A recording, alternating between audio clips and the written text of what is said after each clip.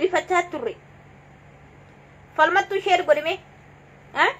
Guddifachaa turre, aammachaa turre. Isa fira fakkaatee ganda fakkaatee shanee jedheen waamu jirra jennaan, yooyyaa jennaan, seenaa jennaan. Irriiba sindoowwaa jirra bara. Irriiba dhabaa jirtu bara. Waraanni bilisummaa Oromoo.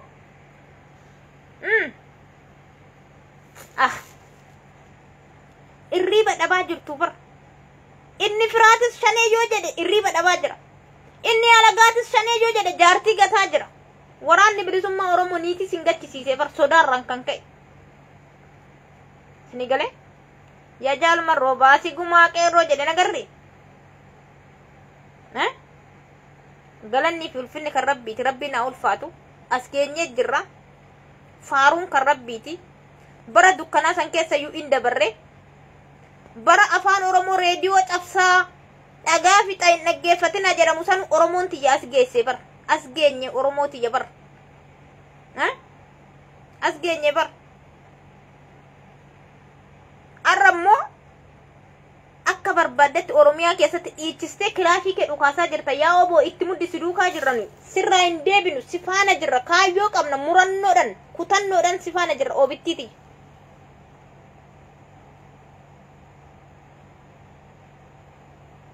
Sigalee ergadhu mee falmi siifan erga qaalii.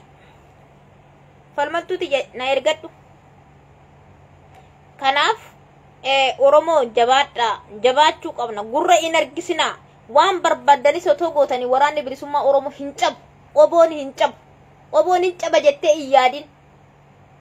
Sigalee waraanni bilisummaa Oromoo har'a bar meeshaa gurguddaa dhukaasaa jira bar. Gaafa kilaasha xixiqqoodhaan lolu san iyyuu waraanni bilisummaa Oromoo hin cabne hin cabsa malee hammas oboon kiyya hin cabu. Kana beeka sararaati. Waraanni bilisummaa Oromoo hin caba jettee hin abjootin. Irriiba hin dhabin. Guyyaarran kumaatamaan leenjisee gallakkisaa jira.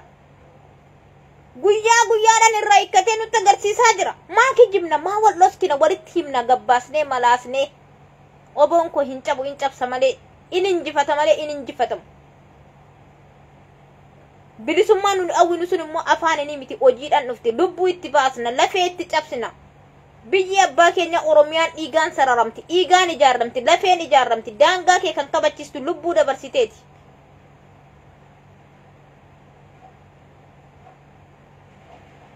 Sigalee inni kaan dhugaadhaaf kaata dhiiroo. Inni kaan imaanaa nyaata. Isa dhugaadhaaf kaatu santu irraa haana. Rabbiin irraa haansa. Waraanni bilisummaa Oromoo haqaaf manaa ba'e, dhugaaf manaa ba'e. Yookiin saamuuf yookiin gudeeduufi miti kan manaa ba'e. Walottuun akka haasoftuu miti dubbiin. Kan hubatee beekutu beeka. Waa'ee waraana bilisummaa Oromoo.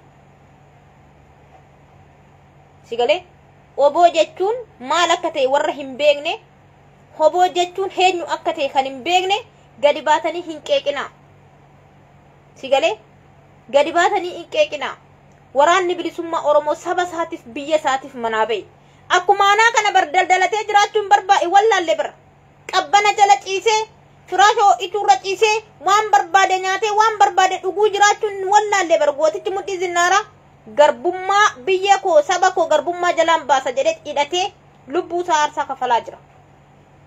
Ati immoo waggaa gabbaatee bargara jalaa qiixxaa jalaa ruuza jalaa gabbaatee waraana bilisummaa Oromoo qeeqxu maaltu sitti dhaga'ama? Rabbiin hin sodaattu. Bishaan booruu dhugeeti bar corroqa dhugeeti waraanni bilisummaa Oromoo dhagaa boraafatee bineensa fira godhatee baala luqquumee icciitii qabadha.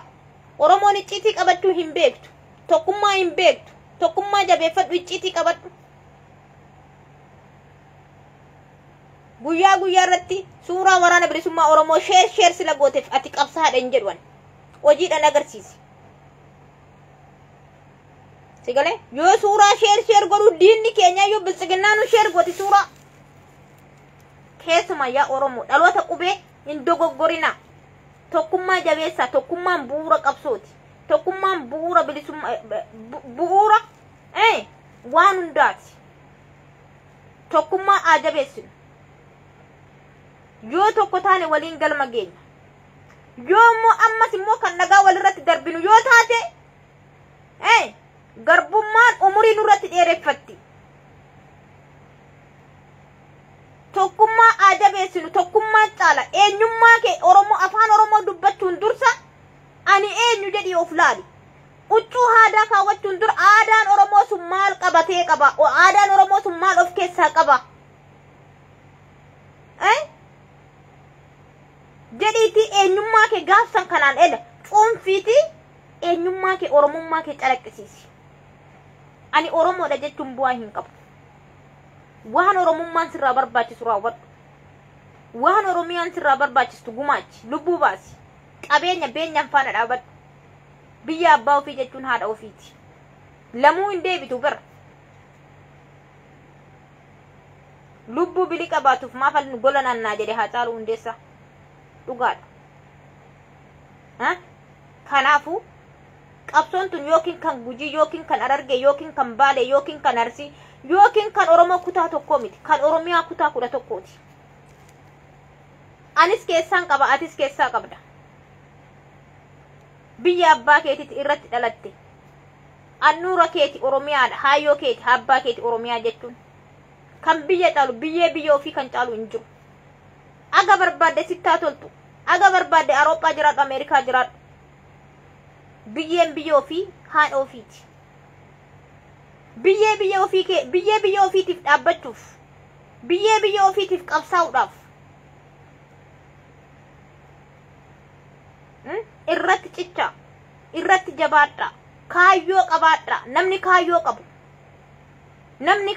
Namni imaanaa hin nyaanne yoomuu galma ga'a. Imaanaa hin nyaatina. Imaanaa gootota nurraa kufanii hin nyaannu galmaan geenya.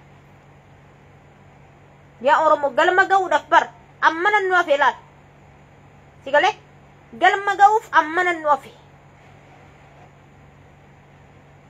Si galee jajjabee keessan jabeessa oboon wabii keenya, oboon gaachana keenya, oboon gaaddisa keenya, oboon qaroo keenya, oboon waan hunda keenyaati.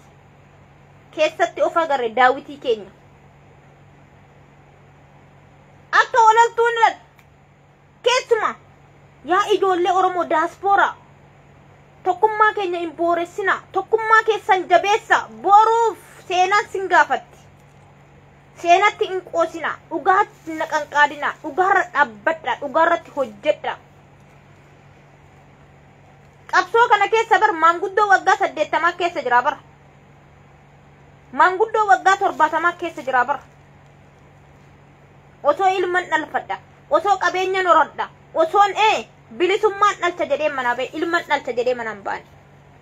Si galee?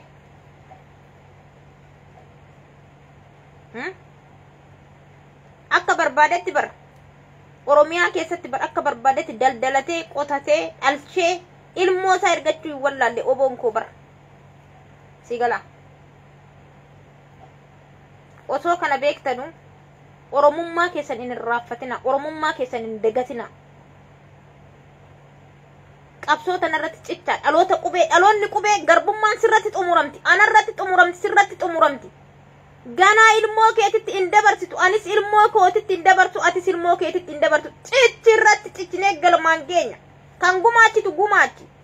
Kan lubbuu aarsaa kaffaltu lubbuu aarsaa kaffali. Kan dhukaasuu dandeessu dhukaasi. Kan gumaachuu dandeessu gumaachi. Biyya abbaa ofii jechuun qaroo eela ija ofiiti. Si galee? Oromiyaatti janan jaalladha.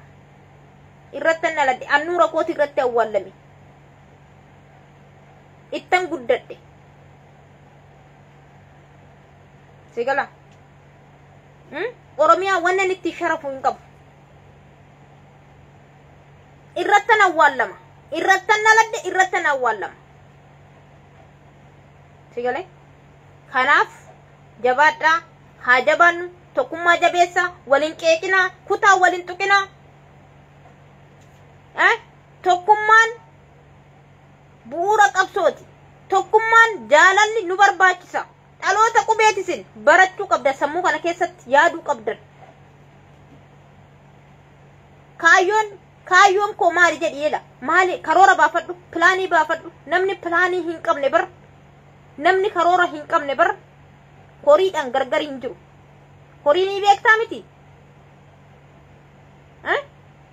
Namni kaayyoo hin qabne namni karoora hin qabne horiidhaan beelladaan garaagarummaa hin qabu. Ilmi namaa namaati fi horiin maaltu gargar baasa? Yaadaan gargar baa horiin ilmi namaa fi sammuu beekumsaan yaadaan gargar baa. Wara eela bar horiinuu bar gaafa makiinaan konkolaataan tokko itti dhufe bar daandirraa goraabe. Iyyaada kaa garuu isin immoo amma horii yaaduu hin dandeenye. Shaneen akkas gootee shaneen asiin baatee shaneen bar ana shaneen ana. Ani mataa kootiin shaneedha.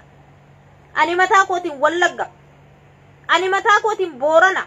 Ani mataa kootiin Gujiidha. Ani mataa kootiin Tuulama. Ani mataa kootiin Ararittiidha. Ani mataa kootiin Sikkoo Mandooti. Hay lafee kooti keessa jira kaa. Kana yoo laalte inni kun ela angafticha laal kun angafticha